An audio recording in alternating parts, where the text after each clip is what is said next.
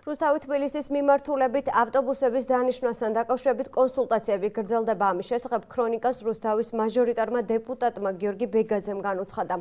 ბეგაძე ამ ეტაპზე მგზავრობის ტარიფთან დაკავშირებით ზუსტ ინფორმაციას არ ფლობს, თუმცა განმარტავს, რომ ყველა უწყებასთან შეთანხმებით და კონსულტაციებით შესაძლებელი იქნება სტუდენტებმა შეღავათიანი ტარიფით ისარგებლონ. მისივე განცხადებით, მთავრობის 4-პუნქტიანი გეგმის ერთ-ერთი კომპონენტი სწორედ განათლება და სახელმწიფო სტუდენტებს ამ კუთხით ხელი უნდა შეუწყოს.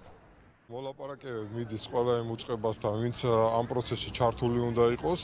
ეს პროექტი, რომ ავტობუსებმა უნდა იმოძრავონ თბილისიდან რუსთავში და პირიქით ემსახურება იმას, რომ ამ ორ ქალაქს შორის უნდა არსებობდეს სხვა სატრანსპორტო საშუალებები, რომელიც მოემსახურება ჩვენს თანამოქალაქეებს და მნიშვნელოვანია კიდე ერთი რამ, რომ ჩვენს სტუდენტებს მით უმეტეს, რომ ჩვენი 4-პუნქტიანი გეგმის ერთ-ერთი მთავარი მიმართულება არის განათლება. ჩვენ ვცდილობთ ამ პროექტით, რომ ხელი შევუწყოთ ჩვენ რუსთაველ თანამოქალაქეებს, მათ ოჯახებს, სტუდენტებს, ვინც სწავლობენ თბილისში, რომ ისარგებლონ შეღავათიანი ტარიფით თბილისში გადაადგილებისას.